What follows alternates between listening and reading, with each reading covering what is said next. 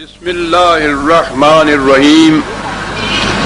عزیزان من، آج جنوری 1984 کی 20 تاریخ ہے اور درس قرآن کریم کا آغاز سورہ الجن کی آیت 23 سے ہو رہا ہے، 72/23۔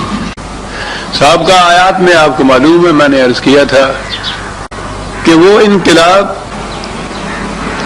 جس کی ابتدا نبی اکرم صلی اللہ علیہ وسلم کی مکی کی زندگی میں ہوا، رفتار اس کی شروع میں بڑی دھیمی نرم تھی، آہستہ آہستہ وہ آگے بڑھتی گئی، آخر میں آ کے وہ پوری شدت اختیار کر لی، اور پھر حضور نے جسے قرآن نے کہا ہے کہ وَأَنَّهُ لَمَّا قَامَ عَبْدُ اللَّهِ يَدْعُوهُ،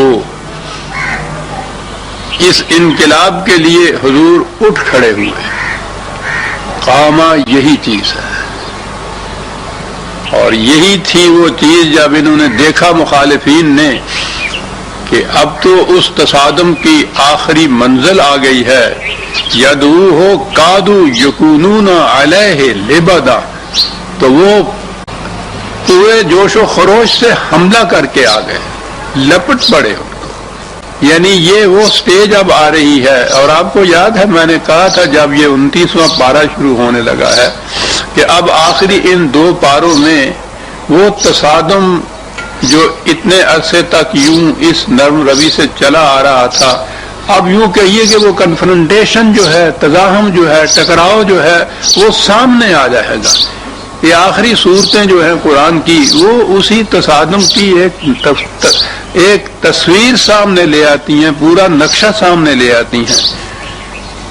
تو یہاں سے اس کی ابتدا ہو گئی۔ یہاں تو یہ ہے کہ جب اٹھے حضور اس پیغام کو دینے کے لیے، وہ عالمگیر پیغام، وہ انقلابی پیغام، تو کیفیت ہو گئی یہ ہوئی کہ وہ جو مخالفت کی قوتیں تھیں ہجوم کر کے آ گئی حضور کے خلاف، اور یہاں سے بات آگے چلی، اور اس میں حضور نے کہا کہ یہ جس پیغام کی میں دعوت دے رہا ہوں وہ صرف یہ ہے کہ خدا کے احکام و قوانین کی اطاعت خالصتاً ولا اشرک بہ احدا، اس میں کسی انسان کی اطاعت کو شریک نہیں کیا جائے گا، حتیٰ کہ یہ پیغام دینے والا جسے سربراہ مملکت کہا جاتا ہے، اور حضور تو سب سے پہلی اسلامی مملکت کے سربراہ اولی تھے، ان کے متعلق یہ کہا کل انی لا املک لکم ضرا ولا رشدا، کہ مجھے ذاتی طور پہ قطعاً کوئی اختیار نہیں ہوگا تمہارے لیے کسی نفع اور نقصان کا۔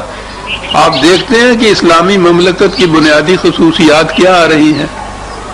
احکام خداوندی کی اطاعت بلا شرکت غیرے، کسی انسان کے کسی حکم و قانون کے اس میں اشتراک ہو جائے گا تو یہ شرک ہو جائے گا۔ شرک کے تو معنی یہ ہیں۔ اور اگلی خصوصیت بتائی کہ یہ جو انقلاب برپا کرنے والا، مملکت قائم کرنے والا، جسے سربراہ مملکت آج کی اصطلاح میں کہا جاتا ہے، قرآن نے یہ اصطلاح بھی استعمال نہیں کی۔ وہ مملکت کا سربراہ بھی کسی کو نہیں مانتا، وہ تو مشاورت سے ملت کی پوری ملت کی مملکت مانتا ہے۔ قرآن کے احکام کو نافذ کرنا اس ملت کا فریضہ قرار دیتا ہے، تو سربراہی کا ہے کی، لیکن بہرحال وہ کوئی تو ایک مرکز ہوگا نا۔ میں نے اپنے ہاں مرکز کا لفظ استعمال کیا تھا، تو یہ جو مرکز ہوگا اس اطاعت کا، اطاعت تو خدا کی ہوگی قرآن کریم کی روح سے، عملاً کرانے والا ایک مرکز مملکت کا وہ ہوگا جسے نبی اکرم صلی اللہ علیہ وسلم کہا۔ اس کی کیفیت یہ ہے، وہ کہتا ہے کہ مجھے ذاتی طور پر تمہیں نفع نقصان پہنچانے کا کوئی اختیار نہیں ہوگا۔ اب دیکھتے چلے جا رہے ہیں، بظاہر بات عام تفاسیر میں اور واعظ کے اندر ہوگا کہ یہ جنوں کی باتیں ہو رہی ہیں، اور فرمائیے کس کی باتیں ہو رہی ہیں؟ کوئی نفع نقصان نہیں ہوگا۔ کہا یہ چیز تو ایک طرف رہی، انی لن یجیرنی من اللہ احد ولم اجد من دونہ ملتحدا، میں بھی اگر اس کی نافرمانی کروں اس کے قوانین کی تو دنیا میں کہیں مجھے پناہ نہیں مل سکے گی۔ رسول اللہ صلی اللہ علیہ وسلم فرما رہے ہیں حضور کہیں مجھے پناہ نہیں مل سکے گی، نہ کوئی پناہ دینے والا مجھے ہوگا، نہ میں کہیں پناہ پا سکوں گا۔ یہ بھی دونوں چیزیں اس میں آئی ہیں اس آیت کے اندر، بڑی اہم چیز ہے یہ سب۔ میرا فریضہ ہے الا بلاغ من اللہ و رسالاتہ، اس کے پیغامات تم تک پہنچانا، اس کے مطابق ایک نظام قائم کرنا، اور پھر ان سب سے پہلے انا اول المسلمین، سب سے پہلے ان قوانین کی خود اطاعت کرنا، خدا کی اطاعت، خدا کے قوانین ہی کی اطاعت کے لیے یہ رسول آتا تھا، سب سے پہلا مرکز اطاعت بنتا تھا۔ وَمَن يَعْصِ اللَّهَ وَرَسُولَهُ فَإِنَّ لَهُ نَارَ جَهَنَّمَ خَالِدِينَ فِيهَا أَبَدًا، اور جو معصیت کرے، نافرمانی کرے، سرکشی برتے قوانین خداوندی کی، اس نظام کی جسے میں نے قوانین خداوندی کو نافذ کرنے کے لیے قائم کیا ہے، یہ چیز تو اب آپ کے ذہن میں آ گئی۔ برسوں سے میں یہ کہہ جا رہا ہوں کہ اللہ اور رسول کی جہاں اطاعت کا ذکر ہے، وہاں اس نظام خداوندی کی اطاعت کا ذکر ہے جو خدا کے قوانین نافذ کرنے کے لیے رسول اللہ نے سب سے پہلے قائم کیا تھا، اور اس کے بعد وہ جب تک قائم رہا وہ وہی نظام تھا۔ تو جو بھی معصیت کرے گا اس کی، اب آگے ہے کہ اس کے لیے جہنم اس کا مقام ہوگا۔ تو ہمارے ہاں تو جیسا آپ کو معلوم ہے، جہنم، قیامت، میزان، بہشت، وہ سارا آخرت کی زندگی تک ملتوی کر کے اٹھا رکھا ہوا ہے ہم نے، یہاں نہیں۔ میں پھر دہراؤں اور ہر بار دہراتا ہوں، حیات اخروی تو ہمارے ایمان کا جز ہے اور جزو اولی ہے، اگر اسے انکار کیا جائے تو باقی اقرار یا ایمان کوئی کام ہی نہیں دیتا، اتنی اہمیت ہے۔ لیکن یہ نہیں کہ یہ جو اس قسم کی سرکشیاں، قوانین خداوندی کی نافرما برداریاں، یہ سب ان کا نتائج قیامت میں ہی جا کے نکلے گا۔ اسی دنیا میں یہ ٹکراؤ شروع ہو رہا تھا، اس کا انجام تو فتح مکہ کے دن سامنے آ گیا تھا ان لوگوں کی۔ قرآن کی ان آیات میں آپ دیکھیں گے یہی وہ ٹکراؤ ہے جس کا ذکر بار بار آئے گا، میدان جنگ کا ذکر آئے گا، ہتھیاروں کا ذکر آئے گا، زنجیروں کا ذکر آئے گا، کڑیوں کا ذکر آئے گا، قید کا ذکر آئے گا، پابندیوں کا ذکر آئے گا۔ اور پھر وہ شکست خوردہ قوم، اور قوم بھی قریش کی سی جس نے کبھی جھکنا سیکھا ہی نہیں تھا کسی کے سامنے، وہ قوم کے جو اس سے پیشتر اس جماعت کے افراد کے ساتھ جنگ تک کرنا بھی اپنی توہین اور تذلیل سمجھتے تھے وہ لوگ، وہ اس طرح سے ان کے سامنے زنجیروں میں بند و گرفتار شدہ آئے ہوئے۔ تو سوچ سکتے ہیں قرآن نے اسی لیے خزین فی الحیات دنیا جہنم کے متعلق کہا ہے، ذلت اور رسوائی اس دنیا کی زندگی کے اندر۔ ابھی اگلی آیت میں یہ پتہ چل جائے گا کہ یہ جو کہا ہے کہ ان کے لیے جہنم ٹھکانہ ہے، حتی اذا رأوا ما یوعدون فَسَيَعْلَمُونَ مَنْ أَضْعَفُ نَاصِرًا وَأَقَلُّ عَدَدًا، کہ ابھی یہ سَيَعْلَمُونَ ہے، ابھی انقریب تم دیکھو گے، یہ اپنی آنکھوں سے دیکھ لیں گے۔ ان کو آج بڑا ناز ہے کہ ہمارے لشکر کی تعداد بہت بڑی ہے، ہتھیار، ساز و سامان بہت کثرت سے ہمارے پاس ہے۔ اس گمنڈ پہ، یہ اس غرور کے اوپر یہ مقابلے میں ترے ہے۔ کہا کہ راؤ ما حتی اذا راؤ ما یوعدون، جو کچھ ان سے کہا جاتا ہے کہ تباہی آ جائے گی اگر تم اپنی ضد پہ اڑے رہے، یہ جو کہا جاتا ہے جب یہ اب اپنی آنکھوں سے دیکھ لیں گے کہ واقعی وہ تباہی آ گئی ہے، تو آنکھوں سے تو اسی دنیا میں دیکھا جائے گا نا۔ راؤ ما یوعدون فَسَيَعْلَمُونَ، پھر آگے ہے وہ یسین تو بتا رہا ہے کہ ان قریب انہیں معلوم ہو جائے گا۔ کیا معلوم ہو جائے گا؟ من اضعف ناصرا واقل عددا، کس کے حمایتی تھوڑے تھے اور کس کی تعداد زیادہ تھی، ابھی پتہ چل جائے گا۔ اب یہ پوچھتے یہ تھے کہ وہ تباہی کب آئے گی، قرآن میں بار بار یہ چیز ان کے لیے آئی ہوئی ہے، اور وہ بار بار یہ بتاتا ہے کہ اعمال اور ان کے نتائج کے محسوس شکل میں برآمد ہونے میں، مینیفیسٹیشن کے اندر ایک مہلت کا وقفہ ہوتا ہے، اور اسے اس نے خدا نے اپنی رحمت قرار دیا ہے اس مہلت کے وقفے کو۔ یہ اس لیے ہوتا ہے کہ شاید چھوٹے چھوٹے جھٹکوں سے ان کی بات سمجھ میں آ جائے اور پھر اپنے اندر یہ اپنی اصلاح کر لیں، یعنی اس اصلاح کے لیے ایک اپرچونٹی دی جاتی ہے، ایک موقع ہم پہنچایا جاتا ہے، فوری گرفت نہیں ہوتی۔ تو قرآن نے کہا ہے کہ اگر خدا انسانوں کے اعمال پہ فوراً ہی گرفت ان کی کر لے تو دنیا میں کوئی انسان باقی نہ رہے. اور بات تو ٹھیک ہے، کون انسان ہے جس میں کبھی کوئی لغزش نہیں ہوتی؟ اور اگر اس لغزش کے اوپر فوراً ہی اس کو ختم کر دینا ہو تو جو قرآن نے کہا کہ دنیا میں تمہیں کوئی انسان نظر ہی نہ آئے. لیکن ہماری یہ رحمت ہے کہ ہم مہلت کا وقفہ دیتے ہیں، تنبیہ کیے چلے جاتے ہیں، بتاتے چلے جاتے ہیں کہ اس غلط روش، اس غلط نظام کا انجام تباہی ہوگا، اس میں تبدیلی کر لو، ترمیم کر لو، اصلاح کر لو، بدل لو. وقت دیتے ہیں تمہیں، مہلت دیتے ہیں تمہیں. اور وہ اسی سے قرآن کہتا ہے کہ یہ لوگ اسی سے ناجائز فائدہ اٹھاتے تھے. کہتے تھے کہ صاحب خام روز ہمیں ڈراتا چلا جاتا ہے کہ یہ ہوگا اور تباہ ہو جاؤ گے، برباد ہو جاؤ گے. ہوتا کچھ بھی نہیں، ہم تو پھولتے پھلتے چلے جا رہے ہیں، پنپتے چلے جا رہے ہیں. یہی چیز پھر یہاں بھی اعتراض ہوا کہ وہ کب تباہی آئے گی. قل ان ادری اقریب ما توعدون ام یجعل لہ ربی امدا. کہا اب اگلی بات آئی، رسول کی اگلی بات آ رہی ہے کہ یہ تو مجھے یقین ہے کہ وہ آ کے رہے گی تباہی، میں نہیں کہہ سکتا کہ وہ کب آئے گی، جلدی آ جائے گی یا دیر میں آ جائے گی. یعنی اس کا علم بھی رسول کو نہیں ہے. یہ یقین تو ہے کیونکہ خدا نے اس کے متعلق کہا ہوا ہے، وعدہ کیا ہوا ہے. یقین تو ہے کہ یہ آ کر رہے گی، لیکن میں نہیں جانتا کہ کب آئے گی. یہ قریبی ہے وہ یا بعید ہے وہ. ام یجعل لہ ربی امدا عالم الغیب فلا یظہر علی غیبہ احدا الا من ارتضی من رسول.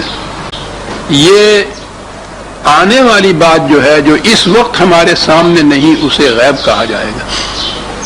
کہ فیوچر کی یہ بات، مستقبل کی بات، حال کی بات یہ نہیں ہے، مستقبل کی بات ہے، غیب کی یہ بات ہے.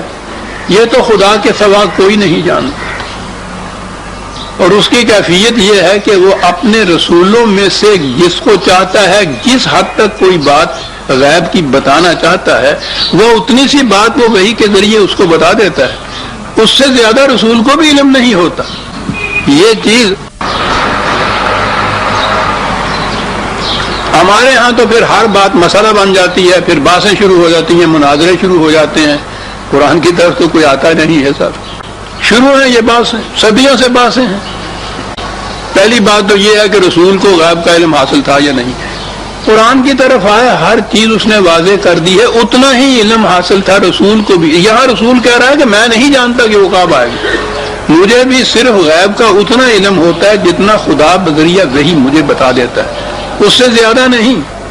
اور پھر وہ رسول تو ایک طرف رہے، پھر آگے جب یہ بات چلتی ہے تو چل سو چل. پھر جب بند کھول دیا جائے تو پھر تو سیلاب پوچھو نہیں کہاں تک جاتا ہے صاحب.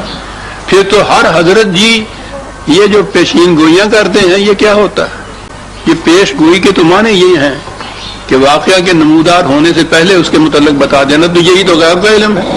یہاں تو رسول کہہ رہا ہے کہ مجھے بھی علم نہیں ہے کہ وہ کب آئے گی. یہ تقدیروں کے حالات بتاتے ہیں، مقدرات اور قسمت کی باتیں بتاتے ہیں. روز رات کو جا کے عرش کے اوپر رکھی ہوئی لوح تقدیر کو پڑھ کے آتے ہیں، پھر اس کے متعلق آ کے غیب کی باتیں ساری بتاتی ہیں. ہر حضرت جی کو غیب کا علم ہوتا ہے. یہ جو بڑے فخر سے کہتے ہیں کہ پیشین گوئی اس نے کی، ذرا یہ فارسی کا لفظ چھوڑ کے عربی کا لفظ لے آئیے نا. یہ غیب ہی کی بات ہے نا جس کو پیشین گوئی یا پیش گوئی کہتے ہیں. اور کسی کو جسے کہتے ہیں ذرا کرک نہیں آتی یہ کہتے ہوئے کہ وہ پیشین گوئیاں کرتے ہیں اور سچی نکلتی ہیں صاحب. تو گویا جو آنے والے واقعات اس وقت غیب میں ہیں ان کا علم ہو جاتا نا انہیں، اور یہ مانا جاتا. قرآن میں اگر آئیے اس غیب کے متعلق تو اتنی تحدی سے خدا نے یہ کہا ہے کہ خدا کے سوا کسی کو اس کا علم نہیں ہے. اور وہ اپنے رسولوں میں سے بھی جسے چاہتا جتنے حصے تک کسی بات کے متعلق چاہتا وہی کے ذریعے صرف ان کو بتا سکتا تھا. اور وہی جو ہے وہ ختم ہو گئی. اب اس کے بعد تو رسول ہی آنے، نبی آنے بند ہو گئے، تو وہ تو سلسلہ ختم ہو گیا. لیکن نہیں، علم غیب پھر اب یہ جتنے بھی اولیاء کرام ہیں ان کو پھر اسی طرح سے یہ سب ہوتا ہے. اور پھر یہ تو یہ آپ کے یہاں پیشین گوئیاں سال آیا، یہ سال آخری ختم ہوا، آنے والے سال کی پیشین گوئیاں منظم کرتے چلتے جاتے ہیں، ستاروں سے انسانوں کی قسمت کا حال بتاتے ہیں، اندازہ لگائیے۔ باقی قوموں کا تو چھوڑ دیجئے، وہ تو صرف خیر علمی سطح پہ اس پہ لیتے ہوں گے کہ آس آرائیوں کو اگر وہ پیشین گوئیاں کہیں، ہمیں ان سے تعرض نہیں ہے۔ یہ جو قرآن ہاتھ میں لے کے یہ کہتے ہیں کہ یہ آنے والے واقعات کا غیب کا علم جانتا ہے اور پیشین گوئی کرتا ہے، یہ کیا کہیں گے جو قرآن ہاتھ میں لے کے کہے گا؟ اور ہمارے ہاں تو اس کے اوپر پوچھو نہیں کتنی باتیں ہوتی چلی جاتی۔ لا ادری، میں نہیں جانتا، رسول کہہ رہا ہے عالم الغیب فلا یظہر علی غیبہ احدا الا من ارتضی من رسول، صرف رسول کو وحی کے ذریعے دیتا ہے اور پھر اس وحی کی وہ حفاظت کرتا ہے۔ قرآن کے متعلق قرآن کریم میں ہے کہ خدا نے اس کو نازل کیا وَإِنَّا لَهُ لَحَافِظُونَ، ہم نے اسے نازل کیا، ہم اس کے محافظ ہیں۔ قرآن کی محافظت یہی ہے کہ اس میں کوئی ایک لفظ بھی ادھر ادھر سے نہ آئے۔ لیکن ہم نے کیا کیا؟ ہم نے کہا جی ٹھیک ہے، آپ اپنے قرآن کے الفاظ کی حفاظت کیے رہیے، ٹھیک ہے جی، ہم اس کے معنی ایسے کریں گے کہ قرآن کا ایک لفظ باقی نہ رہے۔ کل لوگ کیا کرتے ہو معاذ اللہ، وہ تفسیریں ہیں ہمارے ہاں جن کے متعلق خود ان لوگوں نے کہا ہوا ہے کہ اس تفسیر میں قرآن کے سوا سب کچھ ہے، قرآن کی تفسیر میں، اور پھر اس کی تعویلوں میں تو پوچھے ہی نہیں، کہیں چلی جاتی بات۔ بہرحال اس نے کہا یہ تھا کہ ہم نے اس کی حفاظت کر دی، اور اس حفاظت کے لیے الفاظ یہ ہیں کہ اس کے آگے اور پیچھے ہم پہرے دار کھڑے کر دیتے ہیں کہ کوئی اس کو ٹچ نہ کرنے پائے۔ یہ بھی قرآن کا معجزہ ہے صاحب کہ تمام مبینہ کتب آسمانی میں صرف قرآن ایسی کتاب ہے کہ جس کے لیے غیر مسلم مورخ اور محقق بھی اپنی تحقیق کے بعد اس نتیجے پر پہنچتے ہیں کہ اس میں ایک لفظ کی بھی کمی بیشی یا ترمیم و تنسیخ نہیں ہوئی۔ قرآن لفظاً وہی ہے جو نبی اکرم صلی اللہ علیہ وسلم نے امت کو دیا، اور اگلی بات تو اب پھر ایمان کی ہوئی کہ حضور نے اپنی طرف سے نہیں دیا، یہ خدا کی وحی تھی جو حضور نے انسانوں تک پہنچائی۔ تو یہ جو پہرے مقرر کیے تھے خدا نے، وہ پہرے دار اس قدر سخت قسم کے تھے کہ قرآن میں کسی ایک لفظ کی بھی تبدیلی نہیں ہو سکی تھا۔ لِيَعْلَمَ أَنْ قَدْ أَبْلَغُوا رِسَالَاتِ رَبِّهِمْ، اس سے یہ معلوم ہو جائے گا کہ رسولوں نے خدا کے پیغامات لوگوں تک پہنچا دیے یا نہیں۔ رسالات ربہم ہے، اپنی بات نہیں وہ پیغام پہنچا، وہ تو صرف پیغام بر ہے۔ رسول کے معنی ہی قاصد اور پیغمبر کے ہوتے ہیں، وہ تو پیغام صرف پہنچاتا ہے، محفوظ کر کے رکھ دیا تاکہ یہ دیکھ لیا جائے کہ یہ وہی پیغام ہے جو خدا نے اس کو دیا تھا جسے یہ انسانوں تک پہنچا رہا ہے۔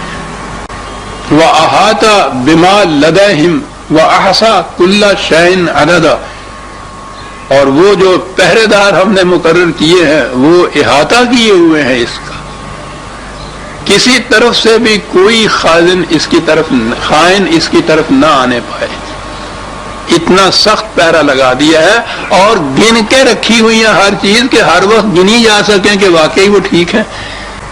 کسی شے کے یقینی ہونے کے متعلق یہ عجیب چیز ہے نا کہ کہا جائے کہ یہ دیکھیے 10 ہیں، یہ دیکھ لو، گن لو اس وقت، اور اس کے بعد دیکھ لیا جائے کہ 10 ہی ہیں، تو پھر ہوگا نا کہ اس میں کوئی تعریف نہیں ہوئی۔